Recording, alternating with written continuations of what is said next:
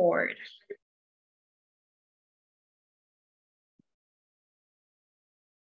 Awesome. Okay. All right. So welcome everyone. Yeah, thanks Chichi for recording. So Chichi, Afia, and myself, Florence Olumodimo, are the presenters for today. And we are very, very happy to have you all here. As Chichi said at the beginning, if you know anybody that will benefit from today's session, please feel free to share the link to join with them or on the platform. So I think Chichi already shared it, but if you just join, you might not see it in the chat. So I'm sure she'll reshare it. So here's the agenda we're going to walk you through today.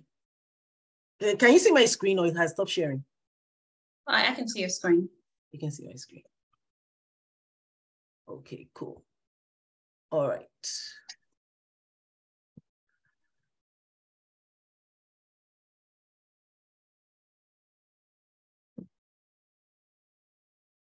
Take this down here. Okay, so here's the table of contents for today. Our agenda today, we're going to walk you through introduction and just tell you a little bit about Agile Disciples USA, and then we'll go into talking about today's topic, which is facilitation. So we start out with what is facilitation, who is a facilitator. We'll talk about some best practices of facilitation, then walk you through some ingredients of great facilitation. Talk about psychological safety, voice of the system, facilitation in practice. We can't see your screen. Chichi, I thought you said you could see. I could. Okay, is this still showing or is not? It's not. I can see it. I can see your screen. Okay, I'm going to show again.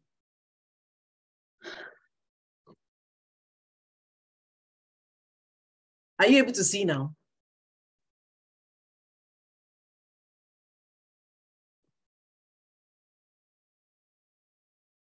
Please confirm if you can see.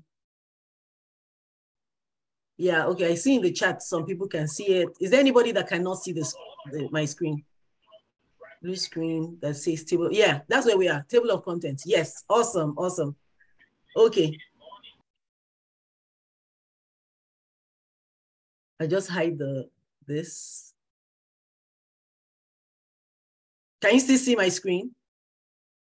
Yes, you're fine. You're fine. Yes.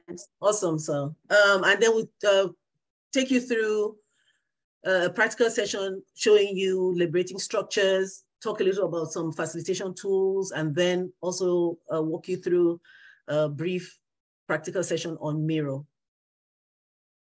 So who is Agile Disciples USA? Agile Disciples USA is a not-for-profit organization, and our vision is to empower and develop communities. Our mission is to create knowledge, awareness, and empowerment in our communities through coaching and skills development to close the opportunity gap. The coaches that are co-founders of Agile Disciples are Florence Olumodimo, Divine Oshideko, Chichi Afia, Dr. Francesca Ramoni, Dr. Anne Jademi, Temitope Obe, Godwin Waga, Femi Ojo, and Adam Ibrahim.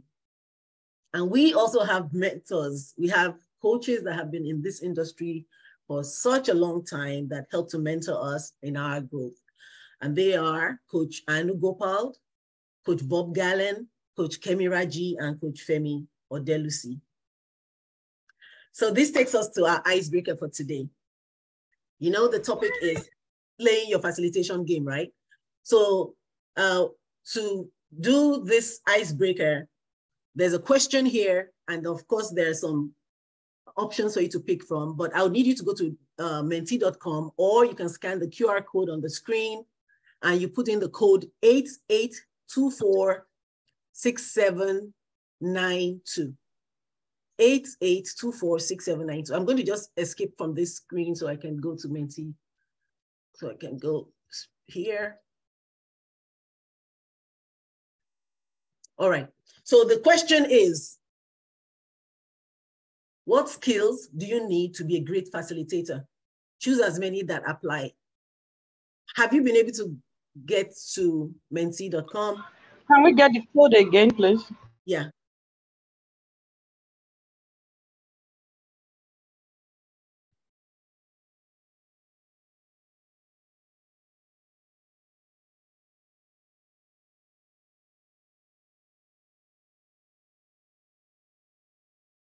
The code is 8824-6792. Yeah, so it was showing on the Mentimeter screen. So you may want to share the Menti, yeah. Okay. The code is right on the top row. And I also have a code in the chat. All right. So the question is, what skills do you need to be a great facilitator? And the options were communication skills, authenticity, time boxing, no eye contact, non-awareness of group dynamics, framing, safety, that's creating psychological safety, emotional safety, physical safety, and then providing guidelines. So we can see and pick as many as you feel apply to be a great facilitator. What skills do you need? So we have here communication. 10 people have selected communication. We have authenticity, being your authentic self. We have time boxing. We have, so no one picked no eye contact. So signifying that then it's the opposite. Then you need to be able to have good eye contact if you're going to be a great facilitator. We have, and the numbers are increasing. I think we have more people deciding to pick. Then we have non-awareness of group dynamics. Non-awareness of group dynamics. So we have someone pick that. So as a facilitator, not being aware of group dynamics. Then we have framing, being able to frame the process, frame the structure, frame the conversation. Then we have psychological safety, and then we have providing guidelines. So we're going to be talking about a lot of this as we go on today, but it's good. You can just take a snapshot of this and let's see where we are right and where we are wrong as we move forward. There's something in the chat. Okay, Chichi had shared the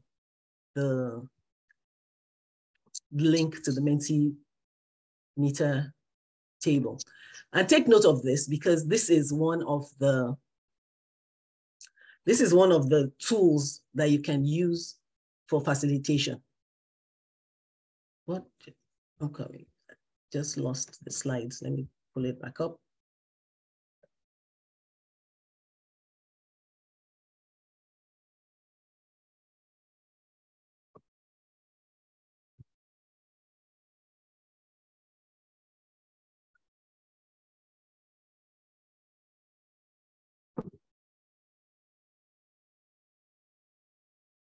Okay, so we've done our icebreaker. Remember the things you selected. So now let's talk about what is facilitation. What is facilitation? Please just confirm that you can still see the screen, that I'm still sharing. Okay, awesome. So what is facilitation? Facilitation is a key skill that actually cuts across multiple industries. It cuts across teams, cuts across roles. So it's one of those skills that you can take on whether you're a developer, you're an agile coach, you're a scrum master. You can use it in not just tech, you can facilitate a workshop in literally any industry. So it's really a skill that you need and would really help you. Facilitation can often be very scary and confusing, especially if you don't have the right tools or strategy. And that's why you're here today, to be able to gain the right tools and the right strategy and how to be more confident. Because if you have the right skills, you'll be very confident no matter the group that you're in front of to be able to facilitate the meeting, the workshop, or whatever discussion or conversations that need to take place. So facilitation is a set of skills used in working with a group, enabling and supporting them to achieve their objectives in a way that involves and respects all contributions. It builds ownership and releases the potential of the group and its members. When you know when you have the right strategy in place for be able to coordinate conversations, your confidence level increases. So who is a facilitator? A facilitator is that person who helps a group of people work together better. A facilitator understands the common objective and helps them understand why they are together in the meeting, in the workshop, etc., and plan how to achieve their objectives. Helps them during the meeting to coordinate the discussions. The facilitator is someone that's neutral during those discussions. And in doing so, the facilitator remains a neutral person throughout the conversation and helping to just guide the discussion. Is that person that helps to make sure that the process is followed and then that the discussion is structured and that everybody feels safe in that process. So what are some best practices for being a good facilitator? So the first is a facilitator has to be as neutral and unbiased as possible. The facilitator treats participants equally. The facilitator stays neutral no matter what happens in that discussion. And you might ask that, what if you were facilitating and you were part of the team that took part in that thing? In that case, you then have your own contributions. But if you were called in to be a facilitator and you are not a part of the team and you're helping them with the discussions, then you wouldn't even put things on the sticky notes or post-it notes because it's their conversation, you're just helping to guide it. The facilitator is skilled to create safe spaces for discussions and also helps to see the dynamic in the room so that where there's somebody that maybe their voice is not being represented or somebody that is not able to speak up, the facilitator helps to make them comfortable to be able to speak up and contribute. A facilitator listens, not just listens, but a facilitator has active and intensive listening, because in being a great facilitator, you're able to then pick out things. You're able to then pick out things that might need to be expanded on, or you pick out things that would end up as a good facilitator in listening, you might find out that, some of the contributions might not be creating safe space for others, and you're able to then coordinate that immediately because you're listening actively. A facilitator helps to structure the discussion. And in doing so, the facilitator in listening is taking notes that accurately reflects what participants are saying or what participants are meaning. So in a situation where some opinions are being maybe misconstrued, the facilitator in actively listening and intensively listening is able to pilot the conversation into constructive directions. A facilitator is fearless. Questions to challenge thinking and create new possibilities. In listening and structuring the conversation, the facilitator is able to bring, basically helping them to go where they might not have gone if everybody was almost like walking on eggshells or walking on ice. So the facilitator is fearless and is as objective as possible. Facilitator is also very, very proactive, not reactive, but proactive. So before your session, the facilitator has already looked at, what's the agenda? What's the direction or objective? What's the outcome that we're looking for in this conversation, and makes sure that processes are in place ahead of that time to ensure that all things are represented. The facilitator is also flexible. As a facilitator, you're giving an example of being as flexible as possible. So there's no rigidity, meaning that conversations may need to, diverge or move into a direction that was not initially intended. But in creating a safe space, then if conversations need to go to Z, while people were expecting that it was going to only go to A and B, then the facilitator is there to ensure that that flexibility is there in the conversations. The facilitator is also someone that helps to create connections. helps to create connections. And that's why if you're facilitating, you typically would start out with an icebreaker. You're trying to bring people out of their shell. You're trying to make people be able to come there, feel free, not just in the terms of psychological safety, but when people feel that it's an open space, it's a place that they're going to also have fun and be able to be open to other opinions of other people's discussions. That is the role of the facilitator. Then time boxing, you must have been hearing this word time boxing, especially those of you that are, or those of us that are in Agile. So the facilitator's role is also to ensure that you're keeping to time, you're keeping to whatever timely structures. And of course, looking back at being proactive, the facilitator would have planned out, oh, we're going to spend 5 minutes doing this, we're going to spend 10 minutes doing this, we're going to do so that, and even when discussions come, if you've agreed that the discussion is going to be for 10 minutes, then it's 10 minutes and you're letting everyone know, and then letting everybody then decide, do we want to continue that or we don't want to continue that? So you are the holder of time, which we call time boxing. And then last but not least, social.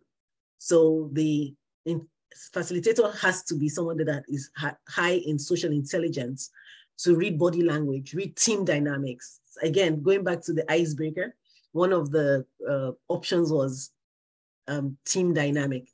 I believe there was a particular person must have picked it, but it's important that a facilitator is able to read the team dynamics to know whether everything is going as it should or whether there's need for interventions. And in speaking about this best practices, the flip side are the worst practices. A facilitator wanting to be center of attention, a facilitator not checking in with participants if they have any concerns at intervals, or just failing to keep track of the things that are being discussed, because the facilitator ends up being the person that documents and is able to bring out what the action points are. So if you're not actively listening, then that's already a formula for failure. And of course, in actively listening, actively taking notes, the facilitator must not be defensive in a situation where there's a need to have even an earnest conversation, because as the person that also is directing and guiding the discussions, there's also expectations from the facilitator. With this, I'm going to hand over now to Chi-Chi, and she's going to talk to us about ingredients for great facilitation. No, please, can you share? Yeah, no problem. Yeah. All right, yeah. Hey, so I am so glad to be here, and I'm glad you're here. So here's what I want to do, right? I just learned some new tools, because I went to a global Scrum gathering about facilitation, and I do want us to practice it, right? And I need your help. So if you will help me, right? I need, well, first of all, do you agree to help me? Hands up, thumbs up. Yeah. Okay. All right. So, did I say thumbs up? Or say something to me, please. Just respond. I need some engagement here. We're talking about facilitation. Let's engage with each other. You cannot possibly facilitate without engagement. And if your audience is unwilling, then there's a problem somewhere, right? Thank you for the thumbs up. All right. So if you can, right?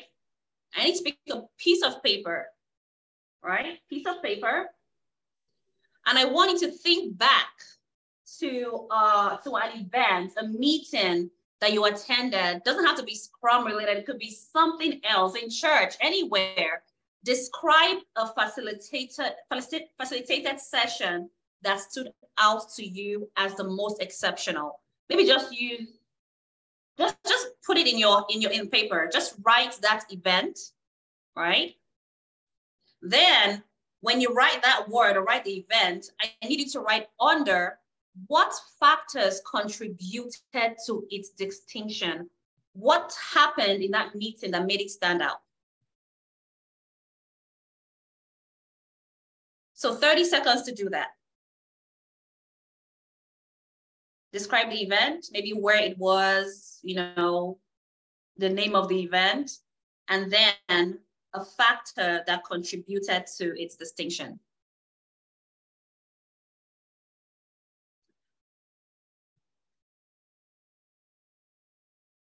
Okay, if you have that, right, I wanna ask you, as you're helping me out now, to unmute yourself and just talk about the event or what you have in your paper.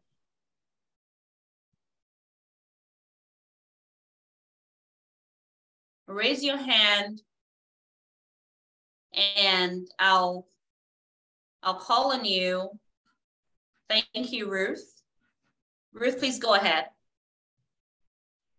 So I recently just did a virtual career fair through the New York Black MBA program. And one of the things that was really great about it was the way that they communicated. They had instructions for everything. They had follow-ups, you know, continual reminders. They had everything laid out. It was timely. You knew how much time you had. You knew when you could get into a new room.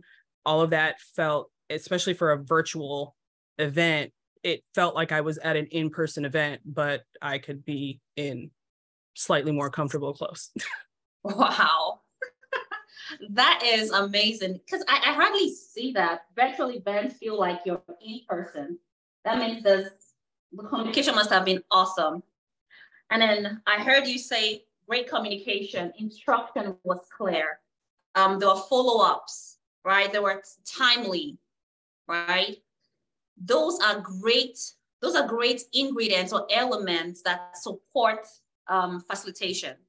And if done well, right, is, you know, always feels that way. And Ruth, it's really hard to have a virtual meeting feel like it's almost you're in person. That's hard to create the experience. So Divine, I saw your hand up. Did you have something to add? Yeah, I think my own event, I attended an event, was actually a high school conference years ago. And the exceptional thing about the facilitator was that he was a fantastic storyteller, like introducing, carrying people along, doing it in the manner of storytelling. And apart from that, as he's telling the story, is ensuring that everybody is being involved at the same time. Not just getting people along, but it's like having a car and everybody feeling the movement of the car kind of thing. Like he was in charge of the mood. It's just sweet. You can hold it. And this was virtual? No, it wasn't virtual though. It wasn't virtual. Okay. It just feels great. Like you appreciate the effort involved in making things flow, right? And then as a facilitator, you are the one that creates the flow for the event, right? Mm-hmm. You're the one that's, in fact, you hold the space, right? And you're able to guide people in that space. You're able to increase the energy, you're able to drop the energy, you're able to balance the energy. That's how much power you have as a facilitator, right? I feel that the beauty about it is the person was actually a facilitator too. That person was actually intentional about it, like intentional about creating a mood and doing the drive. Thank you. Right. So here is a tool that I've used. I've used the tool here in facilitation, right? I've used a tool that engages. So when you're facilitating an event, whether you are doing a retrospective, whether you're doing a sprint planning, or you're doing a leadership meeting, or as an agile coach, you're leading Scrum Masters, ask them to be active, right? Activity is one of the things, right? That gets your team being awake. You're off camera now. I don't know what you're doing, right? But to ensure that I have your attention. I'm asking you to think of something. I'm asking you to write it. And I'm asking you to talk about it, right? So even though your camera is not on, I'm still trying to create a connection with you, right? Facilitators must create connections with their audience. Honestly, it's better to have your videos on, but again, it's optional in this meeting, right? Now, still on this slide, right? We have heard Florence talk about safety, right? Now, I want us to have a conversation around safety. We talk about psychological safety, but what is the opposite? What is psychological unsafety? What does that mean? How do you know that you're in an unsafe environment? Anyone, please pick it up. Hello. Hi, Taiwo. At the opposite of psychological safety, I can say, fear of being judged. Yes. Right. Fear of being criticized when you talk or let people know your opinion, your view. So those are the things I believe that they are the opposite of psychological safety. So when those things are not in place, psychological safety should be, in place. Thank you. All right. Thank you very much, Taiwo. I saw Deborah. Deborah, your hand was up. Yeah, she got my thoughts. Okay, great. So fear of being judged, right? Right now, this is a facilitated meeting. This is me and Florence co-facilitating, right? Mm-hmm. And we are, as facilitators, meant to establish safety in here, right? So I'm sure I'm asking questions that you all know, or you guys are saying, oh, I don't want to be judged, right? I don't want to say something that sounds stupid, right? So if you're feeling that way, it means that you're feeling unsafe, right? So how do you as a facilitator get your audience from feeling unsafe to feeling safe, right? So if the opposite of, if psychological unsafety means fear of being judged, right? How do I make you feel or make you know that you will not be judged? Just share your thoughts. What do you think? What can I do, or what can you do as a facilitator to do that, to create that safe space?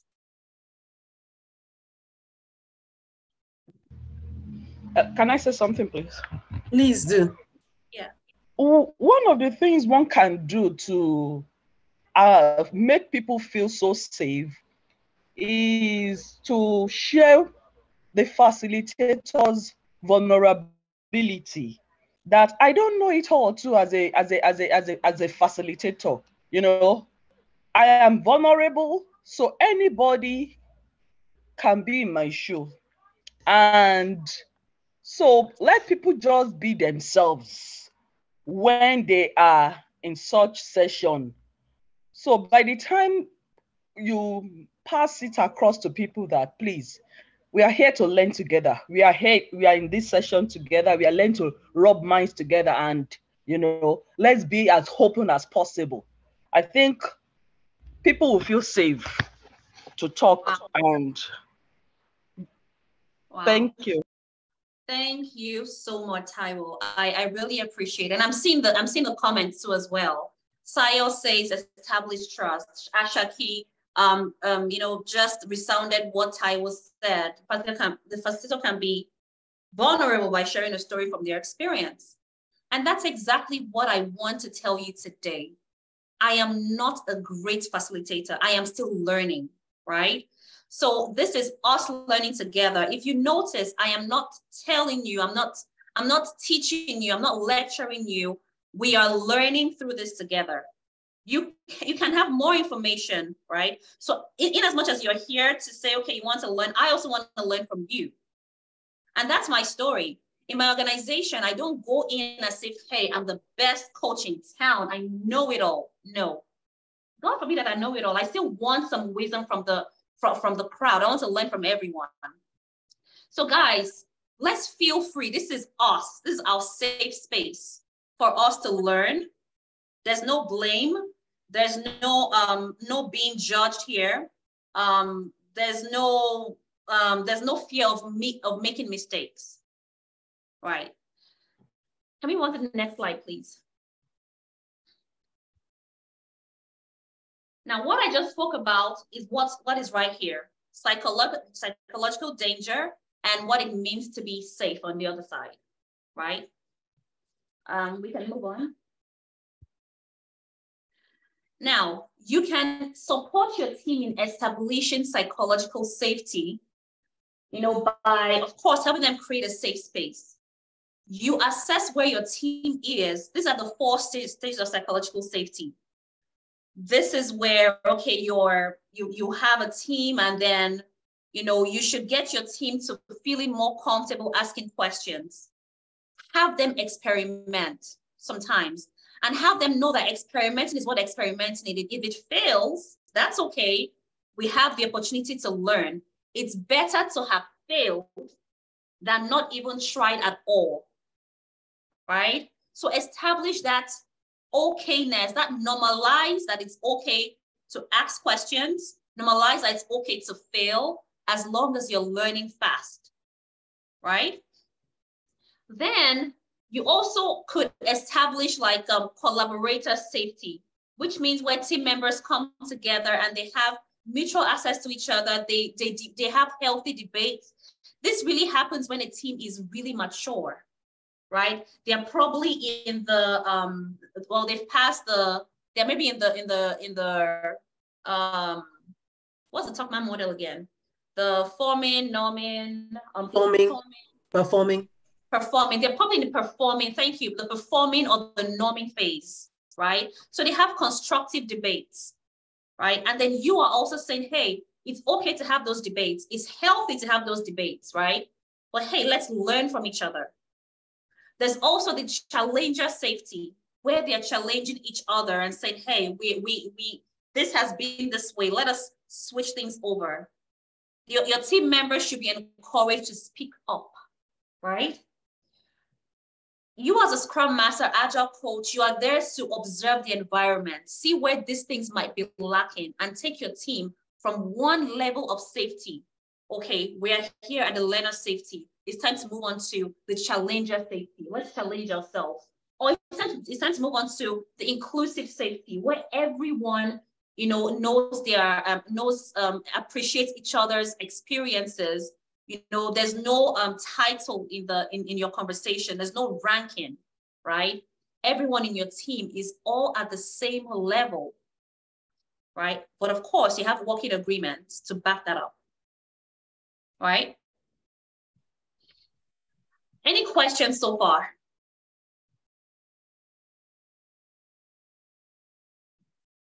Just want to let you know that at the end of this lesson, I am going to ask you guys to speak out one thing, just one thing that you can apply at your jobs, tomorrow in church, wherever you're going to, right? What's one thing you can apply? So as we're going through this, just keep thinking of, this environment now, how can I apply this in my environment? Even with your children, right? Your family, that's a system, that's a team. Okay, let's go on. Thank you.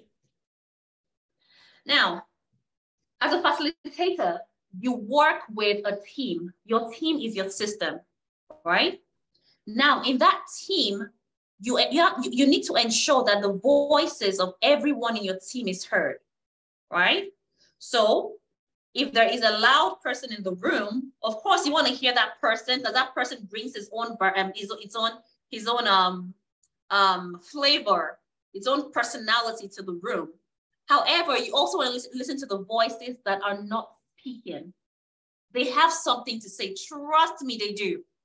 And all you have to do is ask the right question, right? If you're trying to get the voice of the system, you have to really learn to use powerful questions. As a facilitator, that should be in your vocabulary. Instead of asking, do you have anything to say? say, Florence, what do you have to say? You are bringing that out of the person. You're drawing the voice of the person from in the room, right? And really, that person's voice has an impact in what the team decides or how the team decides to proceed. And while you do that, right, especially in brainstorming session, if you're with leaders or executives and you're brainstorming with them, or they invite you to facilitate a brainstorming session, right? You want to first of all establish the housekeeping, right? Establish that everybody's voice is important, everybody's voice needs to be heard and all of that. And of course, you go in with planning. In a brainstorming session, you don't just, it's structured, even though it's a brainstorming session. However, you want to ensure that you hear the wisdom and the madness in the crowd, right? You are hearing what people are saying. You're looking for the crazies in the room, and then you are having them put those ideas together. There is at no point in time should you begin to say, as a facilitator, begin to be the judge. You are unbiased, you are neutral. Even though you might know the answer, right? Sometimes, can we go to the next slide, please? Sometimes, as a facilitator, you may think you have the answer, but really you don't. But if you feel like a situation might help the team, if they are in a fix or if they're blocked in any way, right? And you have a story from your past experience that could help the team, it's okay for you to be a storyteller and say, hey, in my previous organization, my previous team, something similar happened. And this is the way it was handled. This is what they thought. This is what that. Well, I'm just sharing this just for a food of thought, just to see if this might work for you. Now, you are helping the team get unblocked. You are not giving them the solution because you don't know it, right? But you are adding that to help them get unblocked, if it will. Right? So you need to listen for the wisdom, those ones that have a lot of wise words to say, and those ones that have a lot of crazes and madness in their words. We want to hear them as facilitators. We want to gather those opinions. And at the end, we begin to converge. Okay, we have all these ideas. How do we now select the best options for us? You use techniques like dot voting. You do you pick ask them to randomly pick things or group them in a way that they can converge and reach an agreement. Has anyone done a brainstorming session? Brainstorming session. Mm-hmm. Yeah. Do you want to share briefly about your experience in brainstorming as a facilitator? Like what did you do as a facilitator to hold the space? What could have happened if you didn't hold the space? For brainstorming, a very key thing is making sure that at the beginning, everybody knows that there's no stupid idea. Everybody's idea is valid. That helps people also to be able to come out of their shells and helps ideas to flow so that there's no reservations of, oh, let me not say this because there's no dumb. So that's one way to start out a brainstorming session. Okay, thank you.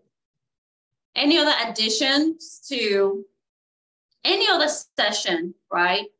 That maybe the team was blocked, or what did you do to help the team unwrangle from that fix?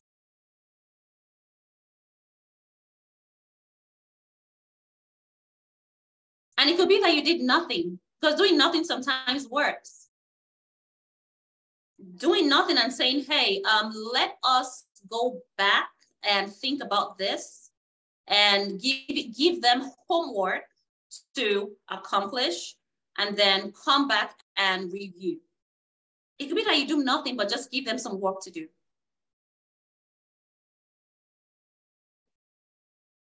Right? Okay, as a facilitator, you are staying neutral, already covered that. So let's go 2 slides ahead, please, to the assignment. So now we're going to have we're going to practice some facilitation technique called 1, 2, 4 all. If you know liberating structures, it gives you a lot of those tools to help facilitate facilitate sessions on whatever kind of topic or area you're covering. So we're going to go ahead and practice 1, 2, 4 all. And 1, 2, 4 all is you are going to answer the question on your own, right? What other ideas come to mind when you think of facilitation? What other skills or what other things do you need to have, or do you need to do, or skill you need to have to be effective in facilitation? 1 minute to think of one thing, just one idea. Are we together?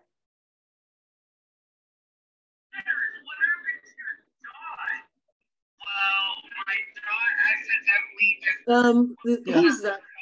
Could you mute, please?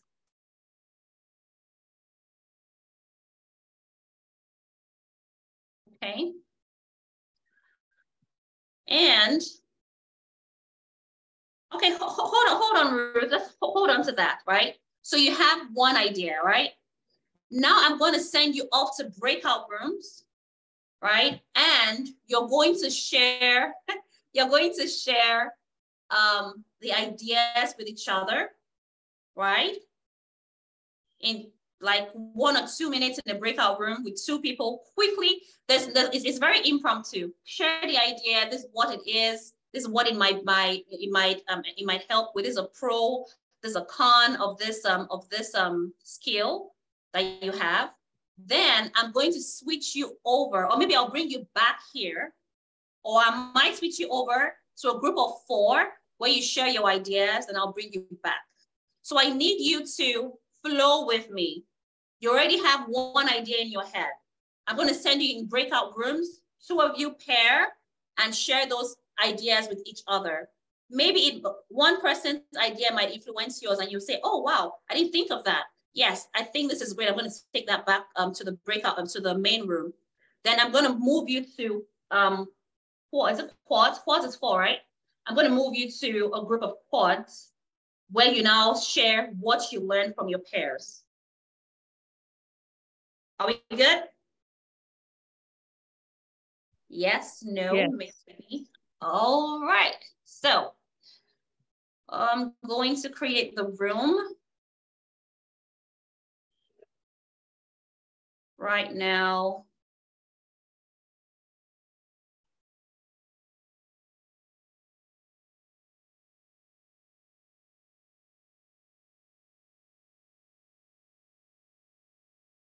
Okay, move to, all right, the room is open. You are in 2s. Very quick, very impromptu. Let's do that and let's come back immediately. You want to reiterate the question again? Okay, I already sent them to the room, but okay then. You have an idea, you have a skill, you have what you have in mind. Share it with another person in your pairs, right? Quickly in pairs, share it. I'm going to send you in a group of quads again. You share it in quads, and then they'll come back and do a debrief.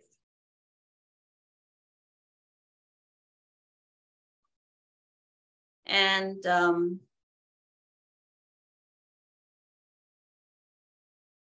if there are any questions, please ask.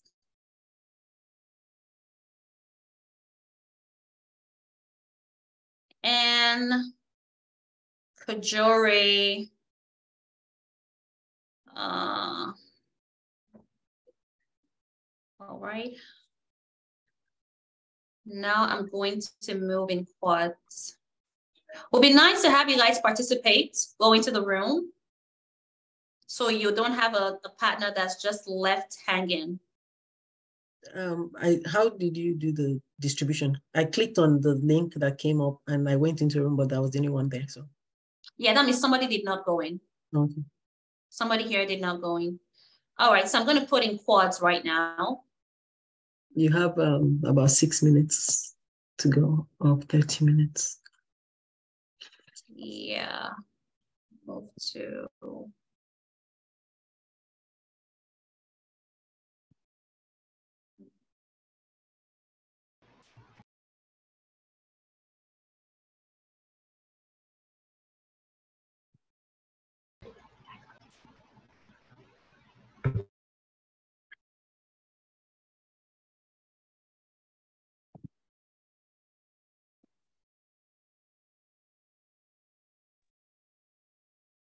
Yeah, some people are actually left in.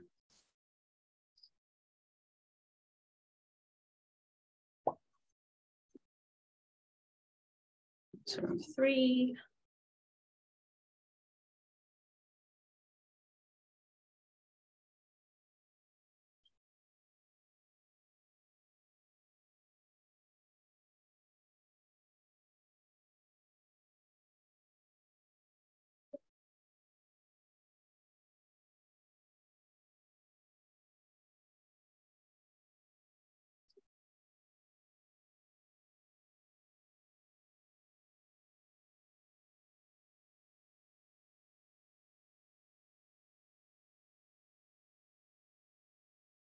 So I'm moving the team around.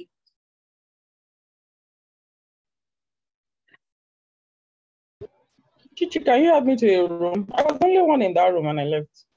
Sorry, dear, I'm gonna do that now. Taiwo, where are you?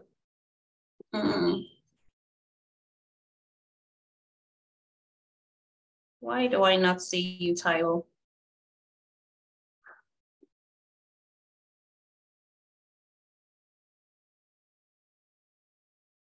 Oh, Taiwo, I know why I don't.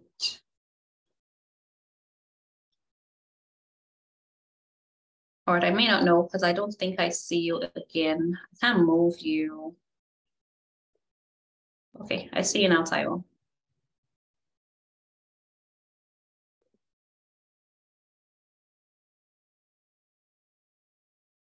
All right. So I think I can bring the team back now.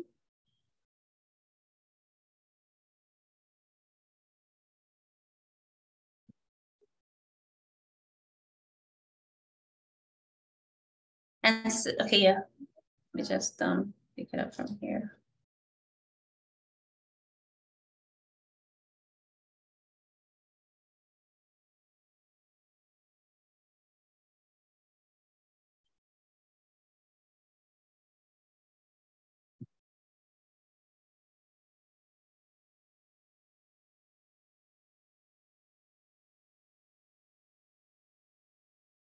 Can you see my screen?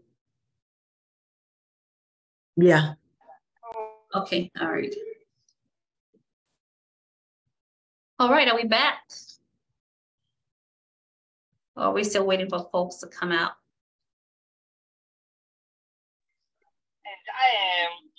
So we're waiting. Some people here.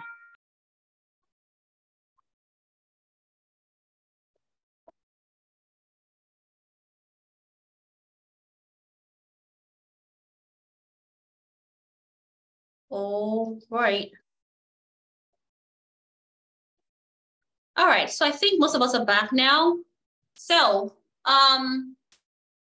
let's do a quick, in 2 minutes, let's just share what stood out for you in your room first of all. And it may have been a little busy, but yeah, let's share.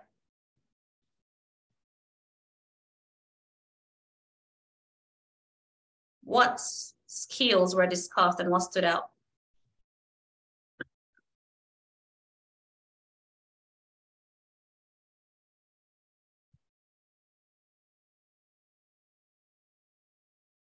Ruth, please. One of the things that came up briefly, actually for all of us, Shio, I hope I pronounced that correctly, Shio and Gowan, we all really thought patience was really important. And, you know, making sure that that we are giving people the space to say things, but also recognizing that it may not come out right away. So being patient with them is important. Yeah. Patience is very key. Extremely important in as a facilitator, because and it depends on who you're teaching. Maybe with a crowd of people that don't know certain things, and sometimes silence too. Silence is just normalizing silence. It's okay to be silent, right? If you're trying to put yourself together, yeah, it's okay to be silent. Shayo, is this Sayo or Shayo? Ishayo. Yeah. Yeah, so one of the things that stood out when we were in the group of twos was myself and the other participants, I'm sorry, I've forgotten the name now, was that both of us had the same ideas about, you know, while facilitating, when people want to overtalk and take over the meetings and, you know, be the star of the meetings, even when they are not the facilitator. And we felt patience was one of the skills that would help you in such situations. And I would also like to know your opinion on how you've navigated through such situations when, you know, somebody wants to just keep talking and talking. How do you help? Or how do you ensure that you bring them back to the group and to avoid such things? Yeah, thanks for that question. And so the question is, how do you navigate where there's someone's voice that wants to take over your meeting, right? Or just that person that just wants his voice to be heard? Correct. Yeah. Okay. So I want to throw it out to the group, right? Anyone, please take that. Try to take that answer or the question before I or Florence answer that.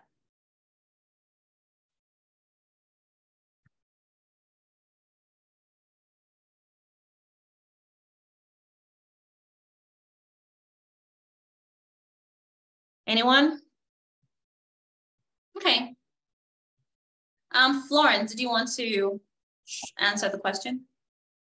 Yeah, so for me, if I find out that habitually there's a particular person that their voice is more heard than others, it means that I have to put more effort into making sure that there's almost like a round robin. Deliberately, you have a time when you're asking almost every single person to say something. Just add to the conversation, no matter what. And that way, other voices are able to be represented. Without that other person that is more boisterous or that speaks more, feeling also that they should also withdraw. You don't want that person to withdraw, right? So it's just about trying to encourage the others to let their voices be heard. Okay, thank you. Jimmy. You called me? Sorry, don't mind me. Jimmy, I'm coming to you, but I called Jimmy. But Jimmy, I'm coming. Sorry, I have background noise. Okay, so I think what I do most time is just, oh, good idea. I try to come in like, oh, that's a great idea. I really love that. Just talk about what, like paraphrase what the person has talked about or whatever I want to contribute. Okay, yeah, let's hear from Chichi. So right. I call another person so that I can hear from others. Then, okay, we've heard from Chichi. Yeah, can we hear from others as well? So I think that's the practical way I do it. Yes. I have a question probably at the end. Okay. Yes. Yeah. And we'll have a few minutes to hang on to the end. Okay, so you're welcome. Deborah had her hand up. I did not want to seem like you ignored it, but Deborah, you wanted to say something in regards to the breakout session. Yes, like what stood out for me in my breakout session, we had so many skills we talked about for a great facilitator. We have had like 7 of them. But the one that actually stood out for me that I never had thought of before was a great sense of humor. You know, I never thought that would actually apply. But then thinking of it, it makes a whole lot of sense because having a great sense of humor in a very balanced way will make the atmosphere relaxed, and it will always make people look forward to such meetings. Right. Thanks for that. And that is what Florence spoke about, the social intelligence. You know, you're connecting with them emotionally. You're appealing to, you know, if you feel that that group light will do with some humor, throw something out, you know, as long as it's within the right parameters. Yes, I totally agree. So, Ruth, did those techniques help answer your question? Ruth B. I didn't ask a question. Oh, who asked the question? I did. Thank you. Okay. All right. Great. All right. So that is that for one, two, for all. You can apply that in any of your conversations. I'll also just talk briefly about the 6 trumps. This is a brain-based learning. So when you are in your facilitation classes or you are in sessions, you always want to use images. You know, don't use too many words. Words and words can be boring. Use images to grab your team's attention. In your retrospective, ask them to draw a drawing retrospective. Draw how you felt this sprint. Okay, how could we make this drawing better next sprint? Ask them. Talking trumps listening. So when you say talking, you need your audience to talk to you. As a facilitator, you want to minimize the conversation as much as you can and give it back to your audience to talk, right? Instead of sitting and listening. Movement trumps seating. Writing is a movement. Have them write, have them stand, have them sit, have them do some exercise. You own the space, so have them do what you want them to do to get their brain and oxygen flowing. Writing trumps reading. Have them write things out, share things. Shorter trumps longer. If your retrospective is 1 hour, 30 minutes, please make it shorter. Don't stay too long, in meetings. It can get really boring. Then different trumps same. Don't kill your team members with retrospectives like what went well, what didn't go well, or the emojis, smiley, or no, please vary it, right? Let it be fun, right? And sometimes just have a silent retrospective. That works. Just come in the room, set the stage, be silent. Let your team feel the space. Then they speak about how they're feeling, right? So that's that. I'm going to pass it on to Florence to round off. Okay. Let me share my screen again since I'll be going into practical. Yep. All right. Thank you so much for that, Chichi. You're welcome. I'm glad. Are there any questions looming now, or do we want the questions to be put in the chat for now? Okay, so we're gonna,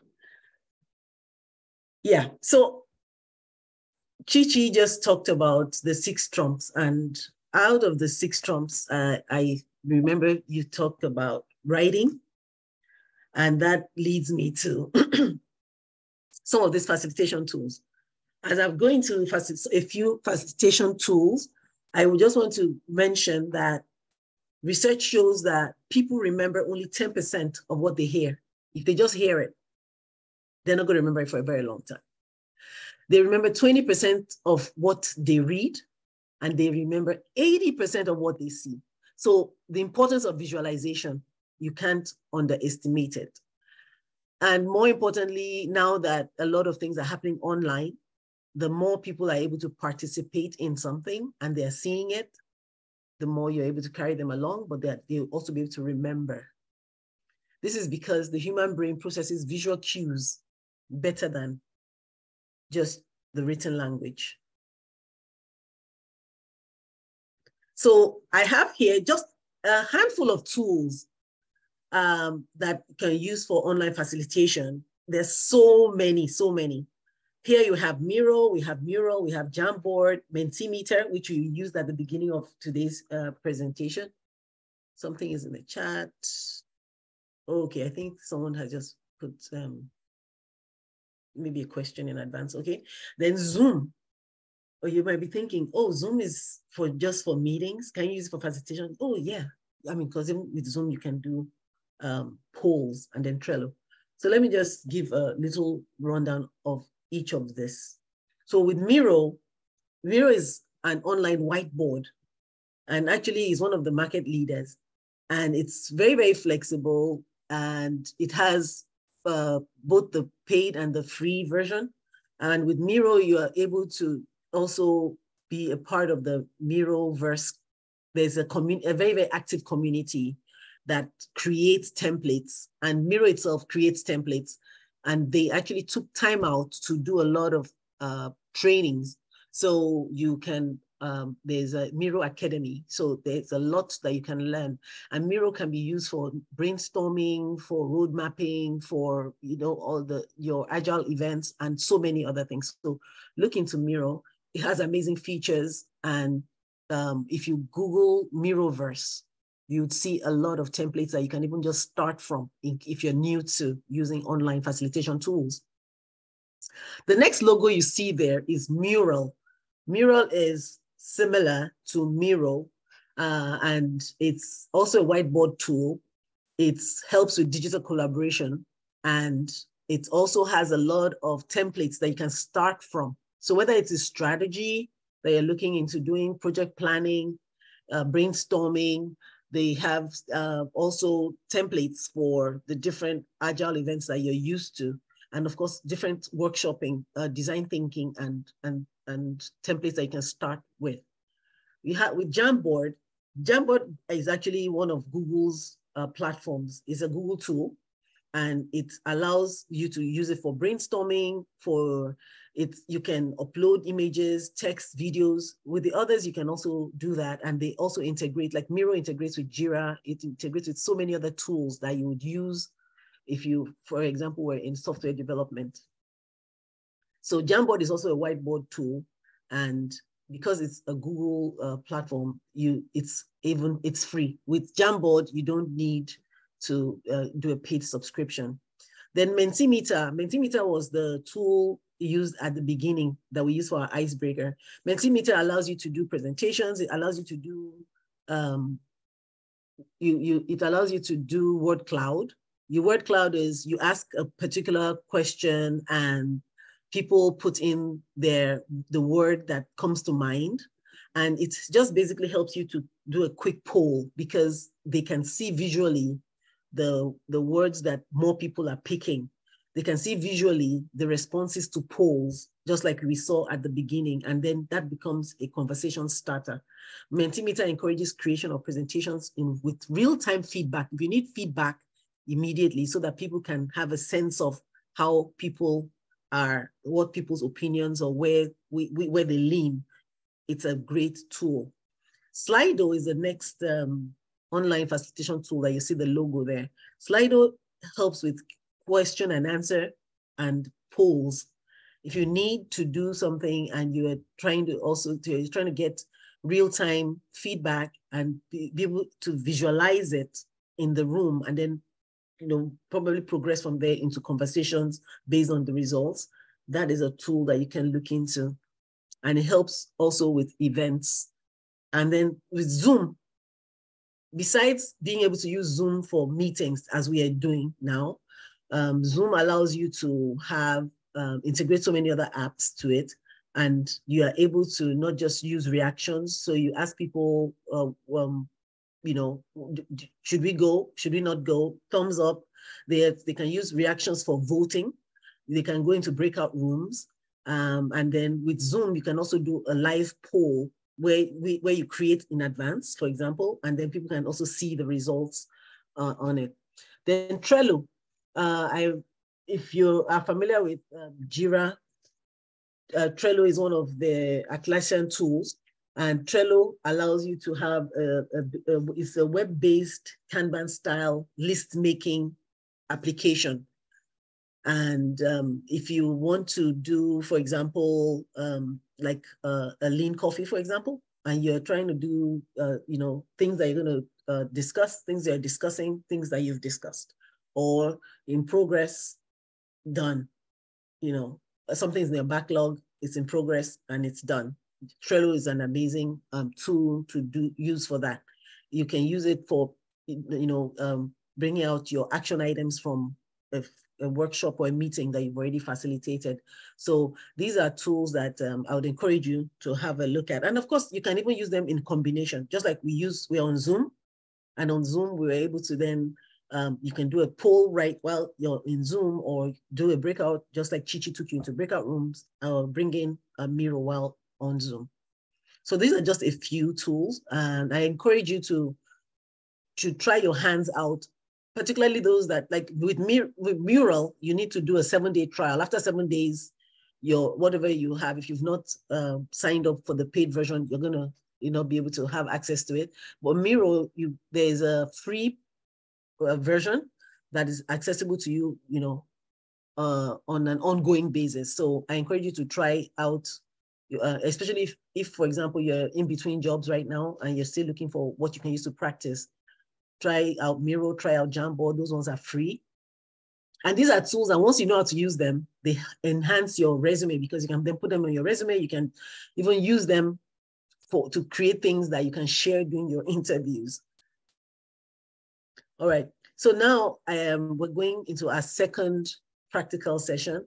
So with encouraging you to use one of these whiteboard tools, I'm going to practicalize using Miro. So with Miro, I'm going to go in with the lean coffee.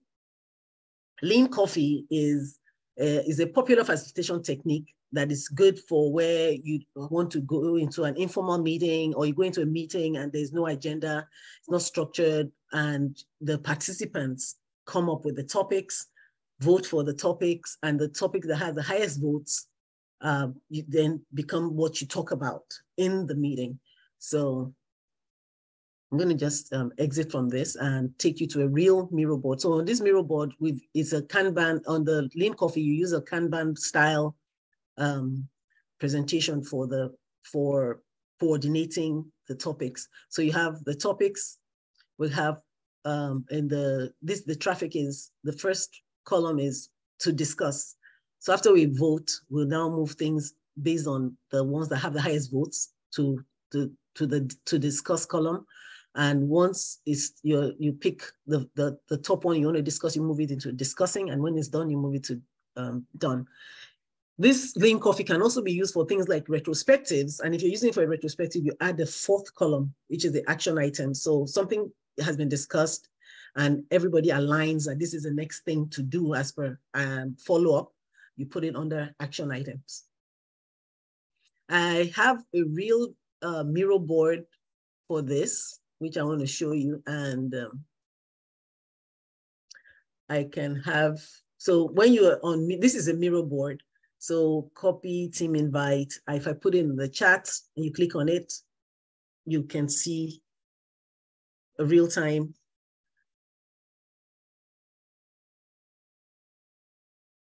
Okay, so I put that in. If you'd like to experience that, we'll just use about, okay, we have one person, G is on the board. So on this board for Lean Coffee, at the top here, I put a dot voting. The dot voting is a means of how we can end up voting for the topics that we want. So there'll be a time during the Lean Coffee that after, I'm going to give about 3 minutes and we're going to discuss the topic, but I just want to talk you through it. The reason I put dot voting here, that's a way you can vote. Another way you can vote during using a Miro board, for example, is to use, there's a voting function here, but this is the free version. So with the free version, these features are not enabled. But like I use Miro at work, so we use an enterprise version. So with the enterprise version, all these features, all the features for Miro come with it. But for the purpose of you even gaining your initial experience, it is worth trying out the free version. So since we cannot use the dot voting because this is my regular free one, that's why I put this dot voting. So I just created dots. So if you're going to have like 10 people in your team that are going to be taking part in the Lean Coffee, you can create 10 people, like, just placeholders. So this is like, if we had 5 participants, let's say C was participant 1, G was participant 2. It means when it's time to vote, you pick your dots and you put it on the topic you want. So the board has been created. I'm going to, and then the timeout 2 doesn't work here because it's going to say upgrade. It's going to say upgrade, but you can have a timer if it's a paid version. You can have, you can even use for estimation for your story point estimation. So let's use 3 minutes to put topics, those of you that are on the board, to put topics on this board. So that's how you would facilitate with a group if you were in a Lean Coffee session. I encourage you to try this. Chichi said you should try and make sure that you're going to try something out at work on Monday, right?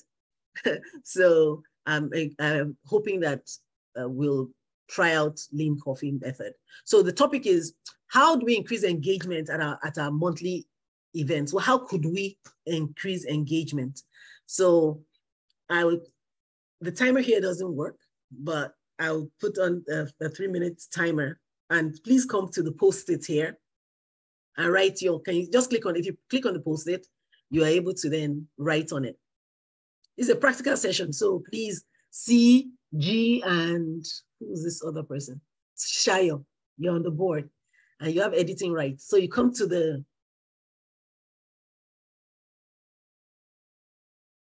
I'm not seeing any of you here. I said, Chichi, you're on the board. Okay, you're C. Yeah, I am C. So we should put a topic that that you'd want to talk about. Yeah. And the umbrella topic is increasing engagement at monthly. How might we increase engagement at our monthly event? Shayo, you're on the board, please. And then, okay, yeah. Dornally. Any other person can click on the link and come on. We're doing real hands-on session here. 2.5 minutes.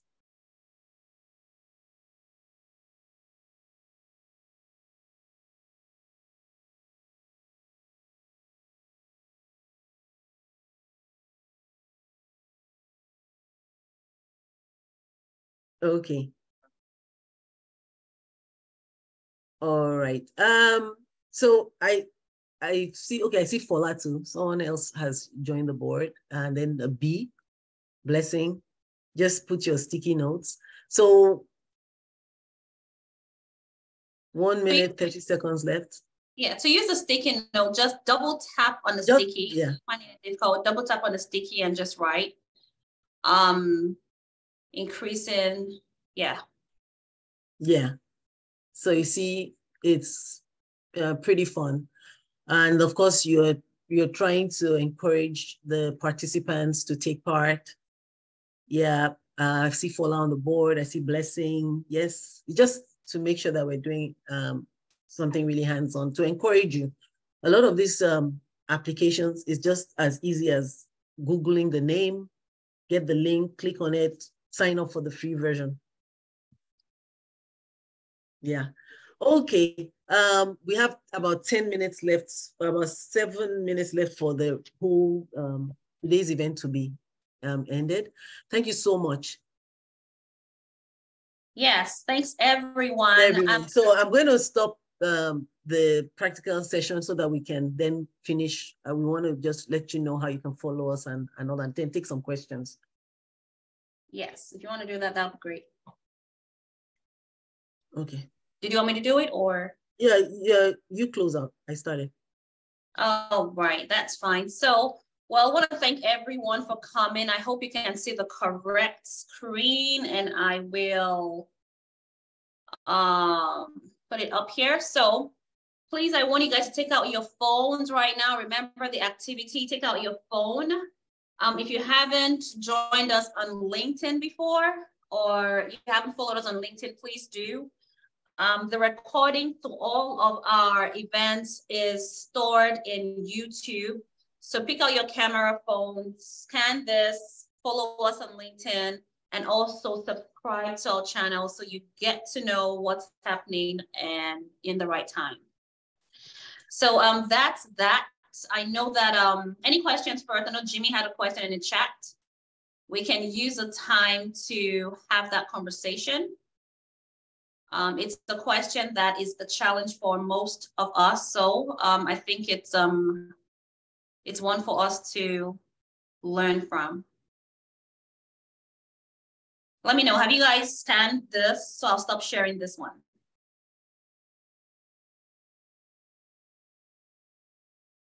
All right, if you have, I trust that you have.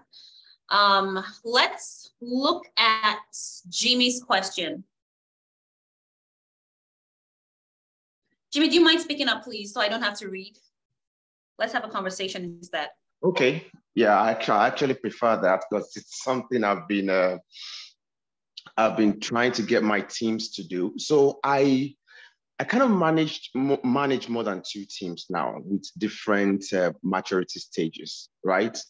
So I have a team that they are very brilliant people, but we have an anti-pattern that I am unable to currently handle. So the devs have dev managers, and they kind of always want to prove that they are working. So instead of having conversation and solving problems, they go to tickets and update tickets, right? So they kind of pass things to one another on, we don't use Jira in my organization here. We use target process. So they just push stuff to one another so that at the end of each bi-weekly, whatever it is that they have done is accounted for, right?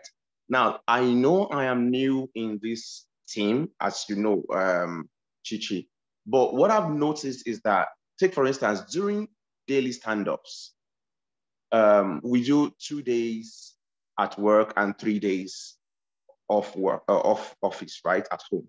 And during those times, the meeting is just always awkward because, you know, when I start, for instance, and someone picks it up, when it's done, no one picks it up for the next 10, 15 minutes. It's always awkward. So what I did was that I started asking them to pass the ball.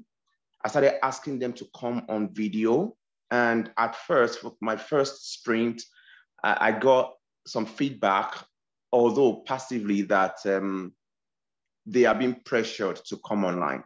I mean, to come on screen, right? But what I wanted to achieve was, even if you're not talking, I'm able to see your face to know if you're actually comfortable with the sprint goal or not, or if there's something wrong.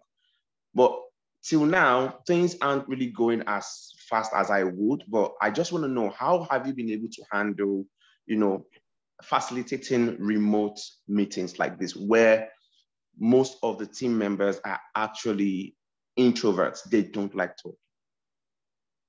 Thank you. Sure. So again, no one is the smartest in the room. So I'm going to lean in on the wisdom in the room and ask that we have a conversation around this. Anyone, please chime in with an answer to support. Maybe I can help. Can you guys hear me? Yeah. Okay, so this is Kelechi. I was just listening in. I had that experience a long time ago. I think it was like, what, 3-4 years ago. I had that experience. So what you want to do, what I did in my own case was, I tried to have them do icebreakers where they get to know each other without coming online. So I created kind of like a fake profile. My coach room master at that time said it was a Facebook profile for each of the team members. So, but basically what I did was, we did a game. Who was your lookalike, or what did they say you look alike growing up? Your friends, your family. So people went back, like, which celebrity do you look like? That was what it was. So people went back, and then you started seeing people saying, oh, I look like Morris Chestnut, Denzel Washington, Bruce Willis, whatever it is. That way it opens up you having a kind of like, it opens up a conversation, and then it opens up people knowing who you really look like something similar to that. And then if you're a superhero, what superpowers would you have? You want to start that and be like, why? Just get that conversation, make them free. Like, hey, can you tell me about, do like the map challenge? Can you tell me about where you're from? Two things that's great about where you're from that you like or you miss about where you're from.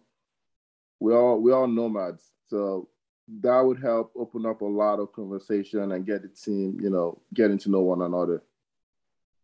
That was what I did in the past, and it did work. They did enjoy that.